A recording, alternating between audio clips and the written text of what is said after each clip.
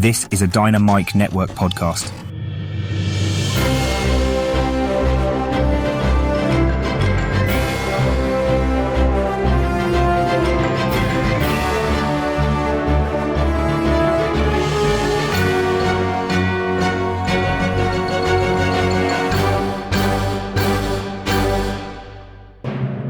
Hi, welcome to the Dynamic Duel podcast, a weekly show where we review superhero films and debate the superiority between Marvel and DC by comparing their characters in stat-based battle simulations. I'm Johnny DC. And I'm his twin brother, Marvelous Joe. And in this episode, we are doing a duel between the characters of Blockbuster and Tombstone. And I know what you're thinking, but you're wrong. This is not, in fact, a battle between a 90s-era video store and a frozen pizza company. It is comic book characters. Obscure ones, but comic book characters nonetheless. I don't think Tombstone is that obscure. He's a pretty prominent Spider-Man and Daredevil villain. I mean, he was in the Into the Spider-Verse movie. I totally blocked that. Blockbuster actually has been in a few animated works before, so maybe he's not that obscure either. That said, when I Google Blockbuster, the first thing that comes up is not the DC character. Same thing with Tombstone, so fair enough. Now, this duel was specifically requested by our executive producer, Miggy Matanguihan. We'll break down the characters' histories and abilities and run 1,000 simulations to find out who would actually win. Before that, we're going to break down the comic book movie news from the past week, of which there was just one news item. And that was that the Sandman series for Netflix is ending with season 2. Yeah, the day this episode drops, we're supposed to get the first teaser trailer for the Fantastic Four First Steps movie that's coming out later this summer. But, that's just our luck. So next week, we'll be talking about the teaser. But as always, we list our segment times in our episode description, so feel free to check out the show notes if you want to skip ahead to a particular topic. Guys, our artificially intelligent duel simulator, AJ9K, has a quick message for our listeners, so listen up. Why, hello there. Do you want even more from this podcast? Then become a part of the Dynamic Duel community on Patreon, where you can choose from 3 tiers. The Dynamic 2.0 tier gives you access to our Discord chat server, the Fantastic 4 tier gives you 2 bonus episodes each month, and the X-Force tier makes you an executive producer of this show. Lastly, the Dynamite Podcast Network tier lets you create your own podcast using this Monte Carlo simulator. Johnny and Joe will help you develop your show, provide graphic support and consultation, and get you simulation results. Pitch the twins your ideas via email at dynamicduelpodcast@gmail.com. Check it out at patreon.com/dynamicduel. Pip pip cheerio. Thanks, AJ9K, and thanks to everyone who supports the podcast. Guys, be sure to tune into the other shows in the Dynamite Podcast Network this week, including Max Destruction, which pits your favorite action heroes from film and television against each other. This week, hosts Scotty and Gilly are finding out who would win in a fight between the MCU's Spider-Man and the DCEU's Blue Beetle. That's right, they're doing a Marvel vs. DC episode. Totally here for it. Can't wait to see Tom Holland's Spider-Man wipe the floor with Cholo Maridueña's Blue Beetle. Yeah, that's not going to happen. We've run that battle. I'm pretty confident I know who comes out on top. We ran the comic book character battle, but who wins between the movie characters? I'm still pretty confident. Well, you're dumb. On the Central World podcast, host Zachary Hepburn speculates on fights between fan-favorite anime and manga characters. This Thursday, Zach is going to find out who would win between Blade from the Blade anime against Richter Belmont from the Castlevania anime. On the Console Combat podcast, hosts John and Dean simulate battles between popular video game characters. In yesterday's episode, they found out who would win between Princess Peach and Princess Zelda. Visit dynamicpodcasts.com or click the link in our show notes to listen to all the shows in the Dynamite Podcast Network. But with that out of the way, quick to the no prize! A no prize is an award Marvel used to give out to fans. Our version, the Dynamic Duel No Prize, is a digital award we post on Instagram for the person that we feel gave the best answer to our question of the week. Last week, we asked you guys, which actor has given the best performance in a villain role for a Marvel or DC series? And we got 4 answers, so let's go over our 3 honorable mentions as well as the no prize winner. Our first honorable mention goes to Lee Tapscott, who said, "Hi, this is Lee Tapscott. About which actor performances was the best villain. I think David Tennant as Kilgrave, a.k.a. Purple Man, in the Jessica Jones series. You grew to hate him, and he was perhaps the first villain we wanted to see the hero actually kill. Yeah, I mean, this was one of the answers to beat, right? Kilgrave, aka the Purple Man from the Jessica Jones television series, was played masterfully by David Tennant, who is, a pretty charismatic actor, but by God, was he easy to hate in the course of that show. Yeah, I don't know if anyone else could have played that role besides David Tennant, honestly. It probably would have ruined their career, just with all the horrible things that the character did. Right. But when you have someone like David Tennant who really chews the scenery with the role, he can kind of get by considering the subject matter. His influence was so lasting in that show that it carried on within the subsequent seasons of Jessica Jones. There were only 3 seasons of Jessica Jones, but his presence was still definitely felt. Great answer, Lee. Our next honorable mention goes to Clive, who said, Hi, this is Clive from Toronto. Without putting too much thought into it, the villain that comes to mind is Deathstroke in the Arrow TV show, specifically in the earlier seasons. I just remember feeling like the stakes were really high when this character was on screen. It really surprised me when he killed a significant character on the show, no spoilers, but in that single action, it showed me that this man was no joke. yeah, Slade Wilson, aka Deathstroke, played by Manu Bennett in the Arrow television series, was a force to be reckoned with. The story arc of getting to know the character in the flashbacks on the island with Oliver Queen to when he became a full-fledged horror monster type villain in subsequent seasons where it seemed like no character was safe from being killed by Deathstroke was just remarkable. You never knew when or where he was going to appear, and that was part of why the character was so scary. I've never seen the Arrow television series, but I've always heard good things about the Deathstroke character from that show. And there have been several live-action iterations of Deathstroke. Like, we got him in Titans Season 2, as well as, like, the post-credit scene in the Justice League film. But, yeah, Manu Bennett's portrayal is largely regarded as the best. Yeah, the Arrowverse version is still the best. Great answer, Clive. Our next honorable mention goes to Mike Williams, who said, Hi guys, Mike Williams here. I picked Clancy Brown for Lex Luthor in the Justice League Unlimited series and Oswald Patton for MODOK. Have a good day. Yeah, we didn't say specifically that these had to be live action performances, so Mike Williams gave us 2 animated performances. First with Clancy Brown as Lex Luthor and Patton Oswalt as MODOK. yeah, Clancy Brown to Lex Luthor is what Kevin Conroy is to Batman. He's just the iconic voice for that role. It's hard to hear anybody else when you read the lines in the comics. And Patton Oswalt played the character of MODOK so much better than how the character was portrayed in live action in the Ant-Man and the Wasp Quantumania film. To me, the Hulu MODOK stop-motion animation depiction of the character is the quintessential version. Yeah, I've never seen if Patton Oswalt has ever said anything about the MCU version of MODOK, but you have to imagine he was pretty embarrassed when he saw it.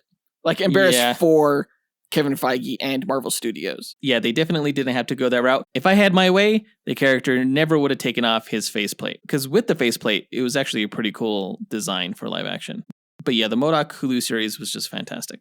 Great answer, Mike. But the winner of this week's Snow Prize is Buster Barnes, who said, Hi guys, Buster Barnes here, and for my pick, I'm going to go for a bit of an underrated shout, which is Crondon, who plays Tobias Whale in the Black Lightning show. A pretty underrated show and a very underrated villain. He was menacing, imposing, intimidating for a guy who didn't really have any acting credits before this show. I think he was a great villain, and I think it's a really underrated performance. See you guys, love the show. Yeah, Crondon, I believe, is a rapper. He's a musician by profession. But honestly, I can't think of anyone better to play the role of Tobias Whale for the Black Lightning series. I didn't watch the whole series, but the episodes I did watch, Crondon made a fantastic Kingpin-esque villain, just in terms of like striking an imposing figure and intimidation factor. Yeah, I never watched the Black Lightning television series, so I only know of his version of Tobias Whale through the marketing of the show. And yeah, it looked like it was a pretty good performance. I don't know too much about Tobias Whale in general. I do remember that he was in the Suicide Squad Hell to Pay animated movie, and he was pretty imposing in that as well. But the reason that Buster Barnes' answer gets the no prize this week is because Crondon also voiced the character of Tombstone in the Spider-Man Into the Spider-Verse movie. So it was a pretty topical answer, considering that in this episode, we're pitting Tombstone against Blockbuster. I thought it was interesting that Crondon is an albino African-American, and so is Tobias Whale and Tombstone. So he's kind of like the perfect guy to play and voice those characters. So congrats to Buster Barnes. You win this week's No Prize. If you, the listener, want a shot at winning your own No Prize, stay tuned to later on in this episode when we'll be asking another question of the week. But now that that's done, on to the news.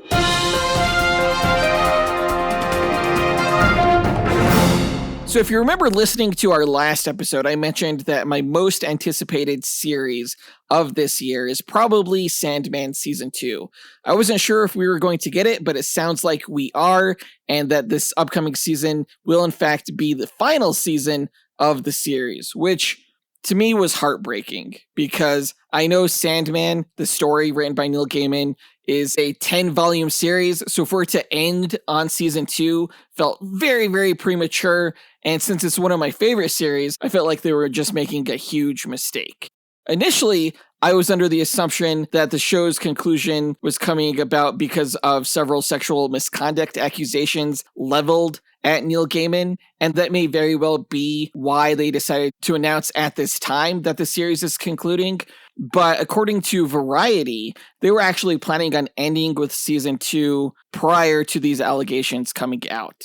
Yeah, the series of Sandman is like 10 volumes, but only so much of that story actually deals directly with the character of Dream, right? Like a lot of the story is somewhat anthological, to my understanding. So the show producers released a statement saying that since they're focusing really on the character of Dream, they're skipping over a lot of the other stuff and are able to, I guess, tell his complete arc within this next season. Now, initially, I was calling BS on that reasoning. I thought that was just a political way to say, hey, we're going to end this series because of Neil Gaiman's alleged conduct. But according to Variety, they were hearing from sources that the series was getting too pricey to continue. So that's why they decided to focus solely on Dream's story. Which, yeah, there's not as much to Dream's story specifically in the series run as you would think for a series titled The Sandman. So I could kind of buy that. I totally believe that it's an expensive show because it does look amazing. All the special effects and the production value is pretty incredible. Yeah, the show is very cinematic, very special effects heavy. I think Season 1 was the most expensive season of a show that Warner Brothers had ever produced, in fact. So yeah, I guess this should not be shocking. We did not get a release date for this season with this news, although we do know it's coming out in 2025. We did, however, get a poster, which is pretty badass because it features all 7 members of the Endless on it. Everyone from Death to Despair, Delirium, Desire, Destiny, and Destruction. It's pretty awesome to see live-action versions of each of these characters, and I can't wait to see them in the series itself. But with the announcement that this is the final season of The Sandman, that brings us to our question of the week. What is a canceled Marvel or DC television series that you most wish would have gotten at least one other season? Record your answer at dynamicduel.com by clicking on the red microphone button in the bottom right-hand corner of the screen, which will prompt you to leave us a voicemail. Your message could be up to 30 seconds long, and don't forget to leave your name in case we include you on the podcast. We'll pick our favorite answer and award that person a Dynamic Duel No Prize that we'll post to Instagram. Be sure to answer before February 8th.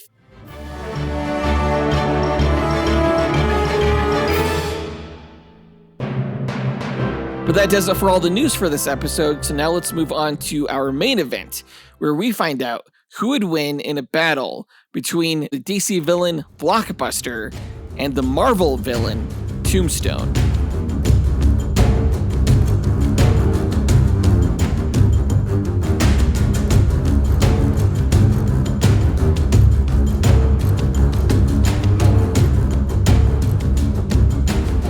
Okay, Blockbuster and Tombstone, these are 2 brutish mobster villains.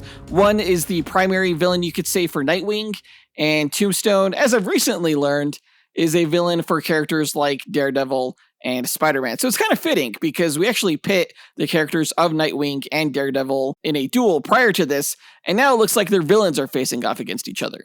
Oh yeah, I didn't really think about that before, but you're totally right.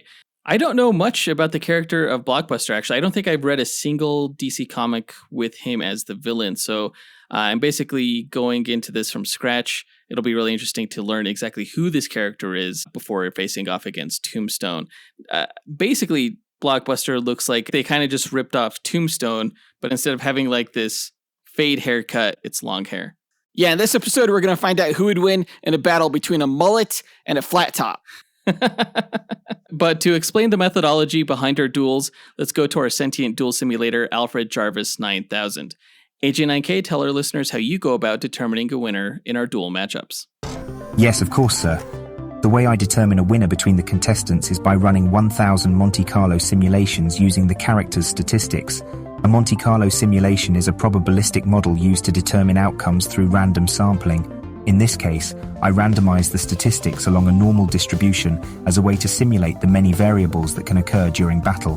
The stat parameters are based on the official Marvel power grid, from which the DC character's statistics are extrapolated.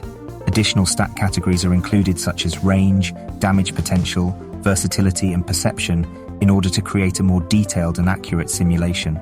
The results of the 1,000 simulations provide a percentage of wins for each character. The contestant with the higher percentage is declared the victor, as they have a higher probability to win any given battle. In an equitable pairing, neither character should win 100% of the matches. The comic book stories have shown that there's even a way for Batman to defeat Superman, so the confidence rate of my method falls in line with the precedents that have been established in the source material. My mathematical simulations are without subjectivity or bias. Feats are not the sole consideration, nor are fan votes tabulated for determination of the winner. Thanks, AJ9K. Before we run the simulations, though, we like to break down each character's histories and abilities before improvising a scenario on how we imagine one of the 1,000 simulations would play out beat for beat. And I believe it's my turn to go first with the Marvel character's backstory. So let me go ahead and tell you guys all about Tombstone. Now, Alonzo Thompson Lincoln was born in Harlem in New York City, where his journey into the criminal underworld began at an early age. As an African-American albino, he stood out among his peers, becoming a target for bullying. Rather than shrink from adversity, however, he turned it into his weapon, training his body into an intimidating size and using his natural strength to extort his classmates. The only person who ever showed him any kindness was Joseph Robbie Robertson, who would later grow to work for the Daily Bugle newspaper.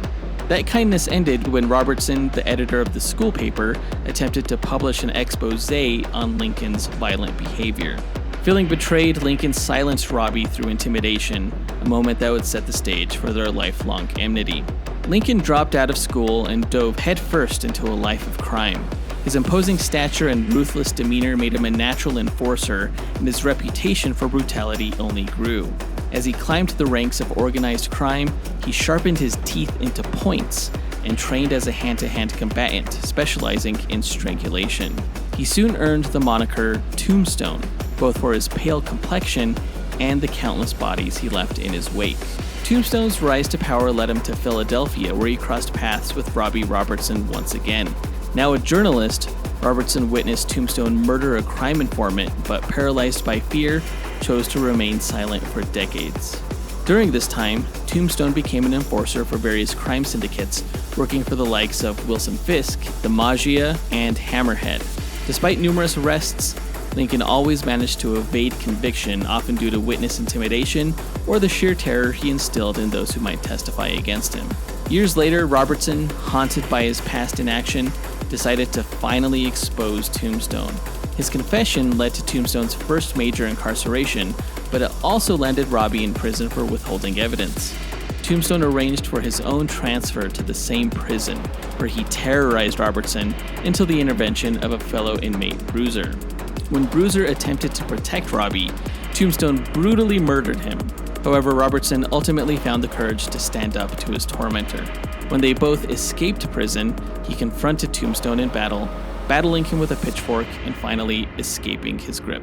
Tombstone resurfaced in New York, working under Hammerhead, and later attempting to assassinate Robertson himself. However, a fateful accident at an Oscorp chemical plant changed him forever. Locked inside a chamber with an experimental gas called Diox-3, Tombstone's physiology mutated, giving him near invulnerable skin, increased strength, and enhanced speed. While the process made him virtually indestructible, it also gave him a terrifying stone-like complexion, cementing his legend as one of New York's deadliest criminals. With his new abilities, Tombstone fought Spider-Man on multiple occasions, as well as other street-level heroes like Daredevil and Luke Cage. He even sought purpose with the Hand, engaging in an assassination competition against Taskmaster, only to be thwarted by Daredevil and the Punisher. You can learn more about Spider-Man in his duel against Blue Beetle, Daredevil in his duel against Nightwing, Luke Cage in his duel against Thunder, Taskmaster in his duel against Prometheus, and Punisher in his duel against Red Hood. Over the years, Lincoln would continuously attempt to carve out his own empire. He was one of the many gang leaders present during the downfall of the Kingpin, attempting to claim a portion of Wilson Fisk's empire. Tombstone also formed alliances with the Hood's criminal army, clashing with Mr. Negative in a bid for power. However, he was repeatedly thwarted by Spider-Man and other heroes, leading to multiple incarcerations. Tombstone's personal life remained complex. He had a daughter, Janice Lincoln, whom he trained in crime and deception from an early age. Although he hoped she would use her cunning for financial gain as a lawyer, she instead chose to become the supervillain Beetle, much to his frustration. His relationship with Robbie Robertson also took an unexpected turn when Janice began dating Robbie's son, Randy. This forced the two lifelong enemies into an uneasy truce to avoid interfering in their children's lives. Tombstone's reputation as an unbreakable enforcer was put to the test when he was shot at his daughter's wedding, revealing that his bulletproof durability had diminished over time. This attack ignited a gang war, as Tombstone's rivals saw his vulnerability as an opportunity to seize his criminal empire. Despite his injuries, he remained active in the ongoing conflict, working to reclaim lost territory and eliminate his challengers. His conflicts with Spider-Man persisted as the Wallcrawler frequently disrupted his operations. Tombstone was also targeted by law enforcement, including Detective Yuri Watanabe, the vigilante known as Wraith, who sought justice after he critically injured one of her colleagues. Despite being temporarily imprisoned, Tombstone leveraged his deep-rooted connections to manipulate the legal system and escape. Powers-wise, Tombstone's body was physically enhanced through the Diox 3 chemical, which grants him enough strength to lift around 6 tons, as well as give him increased durability with stone-hard skin and increased resistance to toxins. He's a skilled marksman with his commonly used twin pistols, and he's a highly experienced street fighter. And that's Tombstone. So was it never explained why all of a sudden he was able to be shot, despite prior to that having like rock hard skin? Yeah, that was during a time when his powers were temporarily diminished. But traditionally, the character is known for having stone skin, and that's how he'll be portrayed in this match. Okay, convenient. Blockbuster doesn't normally carry guns. He's a weapon unto himself, essentially. Although you would think he would. It would make his life a lot easier. Let me get into Blockbuster's history. Now, Mark Desmond, a frail yet brilliant chemist, devoted himself to developing a serum that would grant him immense physical power. His experiments proved successful, drastically increasing his strength, durability, and size, but at the cost of his intellect. The transformation left him barely capable of coherent speech, however, turning him into a mindless brute. His older brother, Roland Desmond, who possessed a criminal mind and ambitions of wealth and power, took advantage of Mark's new condition. Shielding their mother from the truth about Mark's monstrous transformation, Roland manipulated his brother into committing crimes on his behalf. Operating in Gotham City, it wasn't long before the Desmond brothers caught the attention of Batman and Robin, who you can learn more about in their duels against Moon Knight and Daredevil, respectively. Mark's rampages made him a formidable opponent, but Batman discovered a way to pacify him. Years earlier, Bruce Wayne had rescued Mark from drowning in quicksand. When Batman removed his cowl to reveal his face, the sight of Bruce triggered a memory in Mark of the man who had once saved him, momentarily calming the beast and preventing further destruction. After multiple encounters with Batman, Mark was ultimately sent to the Alfred Foundation for treatment, where scientists unsuccessfully attempted to find a way to reverse his condition. Seeking solace, Mark began living a life of isolation, though his mind was easily influenced. The Outsider, an enemy of Batman, manipulated Mark into fighting the Dark Knight again, but Batman once more outwitted his foe. After his defeat, Mark was transferred to Star Labs for further treatment. The scientists there attempted to use radiation therapy to restore his original mind, but the experiment failed, seemingly killing him. Mark was buried in Gotham Cemetery, though it was later revealed that his death was a sham. Mark had been revived and left the city, eventually finding work in a West Virginia mining town. He lived there in peace until Batman tracked him down.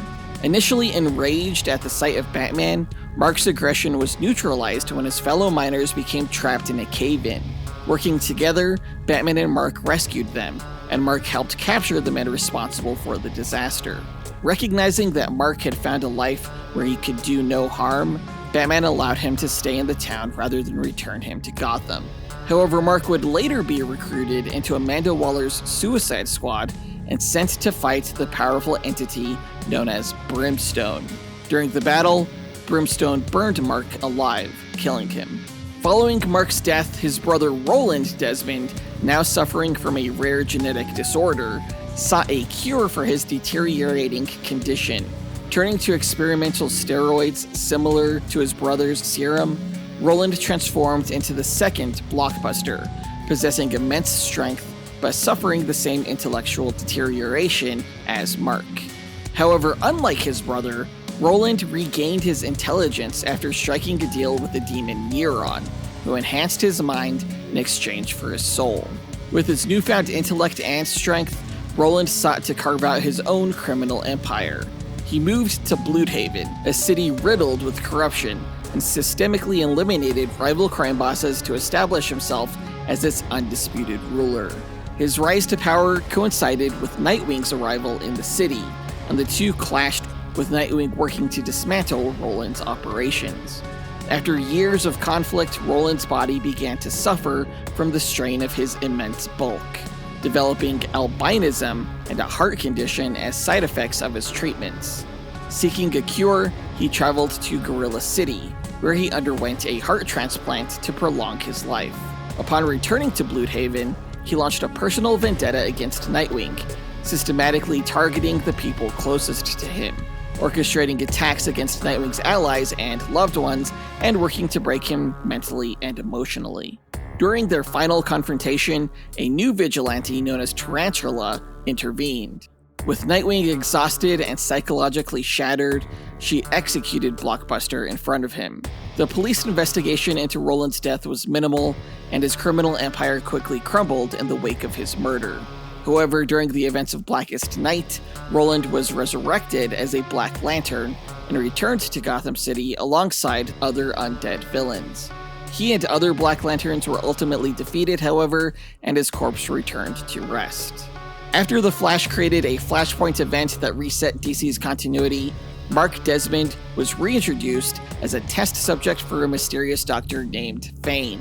Undergoing procedures meant to enhance his intelligence, Mark was exposed to an overdose of a chemical compound that transformed him into a hulking brute. Rampaging through Washington, D.C., he came into conflict with Hawk and Dove before being subdued by Batman and Robin. You can learn more about Hawk and Dove in our Hawk and Dove vs. North Star and Aurora episode. Later, Mark became a member of the Secret Society, an organization of supervillains assembled by the Crime Syndicate. He was sent to battle Lex Luthor's Injustice League during the Crime Syndicate's reign over Earth. Roland Desmond also resurfaced, also taking on the mantle of Blockbuster, though his version maintained his intelligence without requiring a deal with Neuron. He became the leader of Bloodhaven's criminal underworld, positioning himself as Nightwing's primary adversary. After Dick Grayson publicly revealed himself to be a billionaire and pledged to rebuild Bloodhaven, Roland saw him as a threat to his control. He attempted to have Dick assassinated, but failed, as multiple superheroes came to Dick's aid. When Blockbuster sought to personally kill Dick, he attacked the Haven Community Center, leading to a climactic battle with Nightwing. During the fight, Roland knocked off Nightwing's mask and discovered his secret identity. Despite this revelation, Nightwing defeated Roland in combat. His grip over Bloodhaven soon collapsed, and his own henchmen turned against him when they learned of Blockbuster's corrupt dealings with the private prison. Fleeing into the city's back alleys, Blockbuster encountered the villain Heartless, who had been targeting powerful individuals in Bloodhaven. Heartless killed Roland, taking his heart as a trophy, and unknowingly ensuring that the secret of Nightwing's identity died with him. Now, powers-wise, both versions of Blockbuster possess immense superhuman strength, durability, and stamina, capable of lifting several tons. Blockbuster is also a formidable hand-to-hand combatant, and the Roland version, which is the version I'm going with, is a criminal mastermind. That's Blockbuster. Okay, so I mentioned earlier that I wasn't really too familiar with the character of Blockbuster, having never read any stories with him. And after that bio, I'm kind of glad, because that was boring. Okay, same with Tombstone. Like, who gives a shit? Tombstone at least looks cool, okay? Blockbuster is not a character that looks cool. Spoken like someone incapable of rocking a mullet. That's exactly what a jealous non-mullet person would say. Fair enough.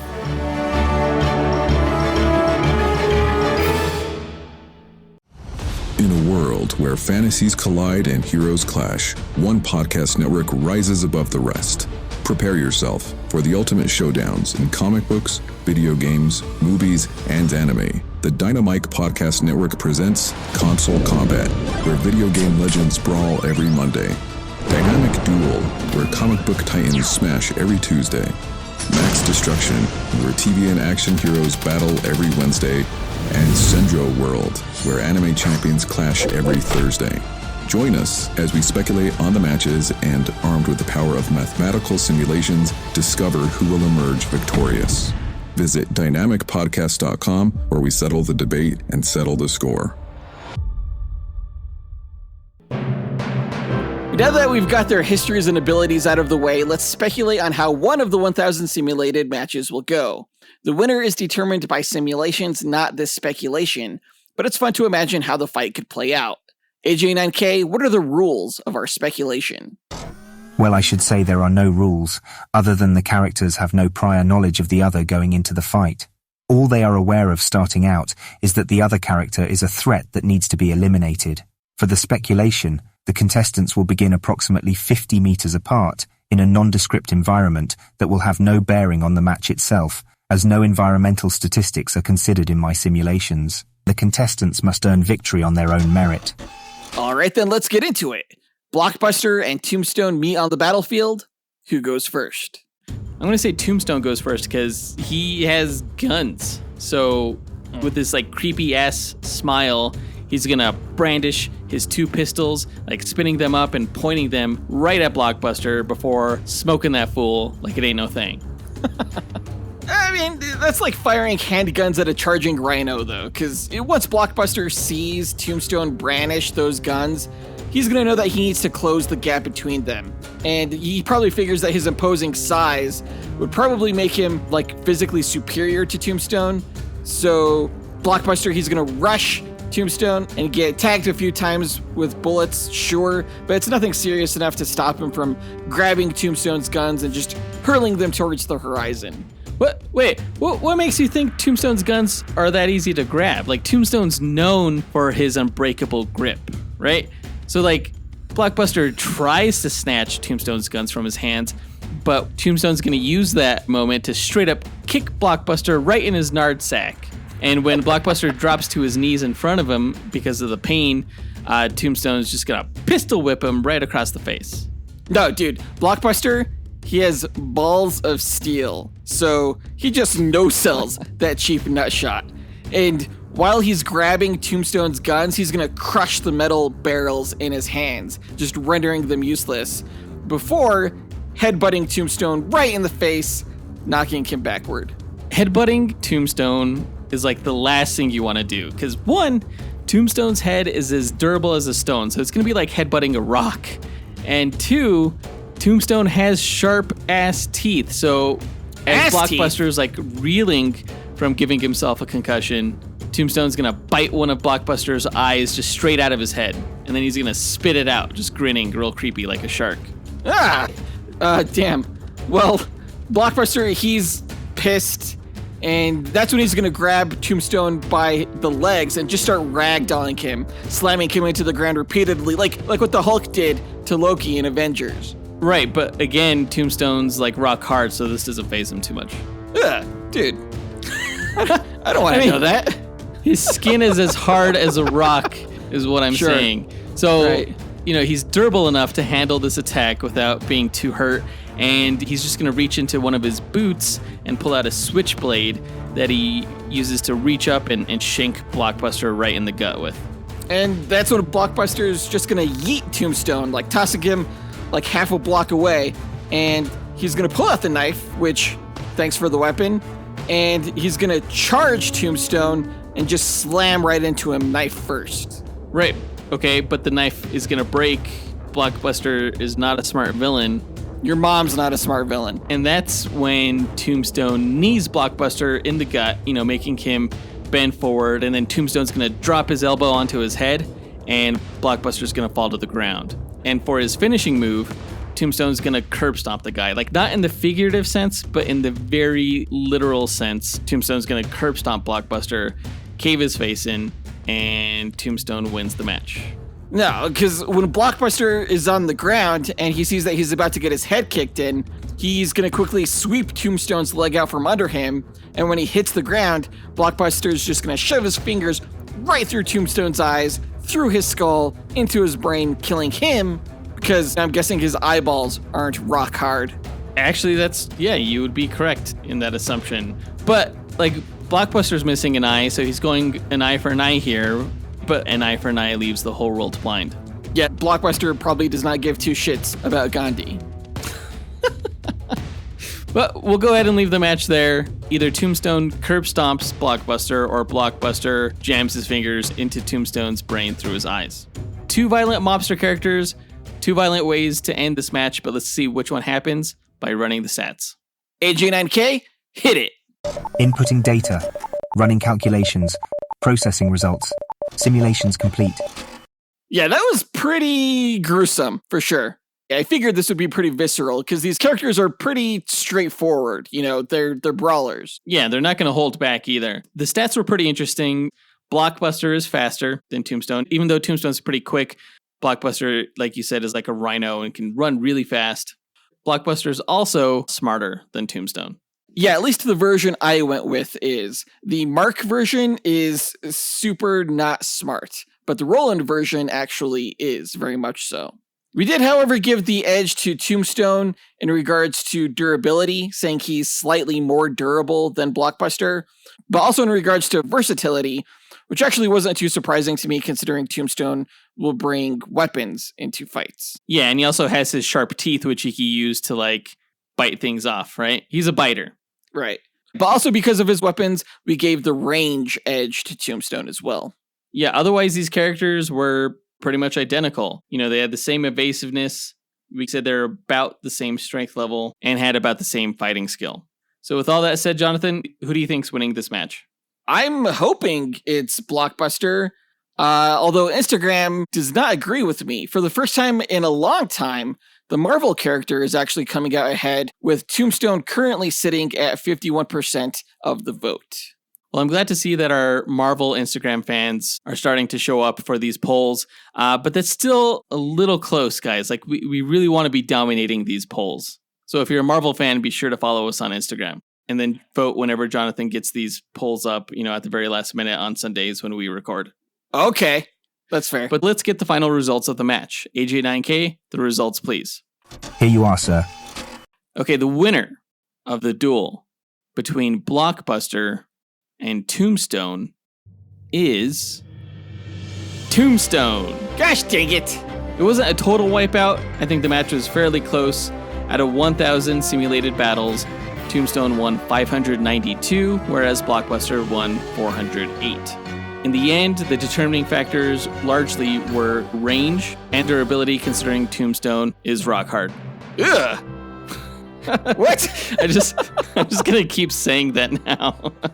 I don't like it. And I don't like the results of this match either, I gotta say. Well, you could blame Miggy for that one, I think. Yeah, Miggy, what are you doing? You're a DC fan.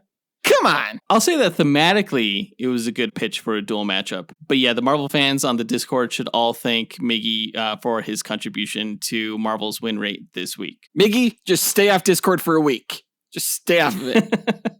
But that does it for this duel. AJ9K, help close us out. Thanks for listening to Dynamic Duel. Visit the show's website at dynamicduel.com and follow us on Instagram at Dynamic Duel Podcast. You can support the show on Patreon at patreon.com/dynamicduel and joining a tier that works for you, or by rating and reviewing Dynamic Duel on Apple Podcasts, Spotify, Podchaser, or on our website. Don't forget to listen to the other shows in the Dynamite Podcast Network, including Max Destruction, Senjo World, and Console Combat. Our next episode is going to be another Duel episode in lead up to the Captain America Brave New World review that we'll be doing in a few weeks. We're going to find out who would win in a fight between Red Hulk and General Wade Eiling, also known as the General. But that does it for this episode. We want to give a big thanks to our executive producers, Ken Johnson, John Starosky, Zachary Hepburn, Dustyn Balcom, Miggy Matanguihan, Brandon Estergard, Nathaniel Wagner, Levi Yeaton, Austin Wesolowski, AJ Dunkerley, Scott Camacho, Gil Camacho, Adam Speas, Dean Maleski, Devin Davis, Joseph Kersting, Josh Leiner, Mike Williams, and Oscar Galvez for helping make this podcast possible. We'll talk to you guys next week. Up, and away. True Believers. Hold the phone. I thought this was going to be a fight between a video store and frozen pizza. I want my money back.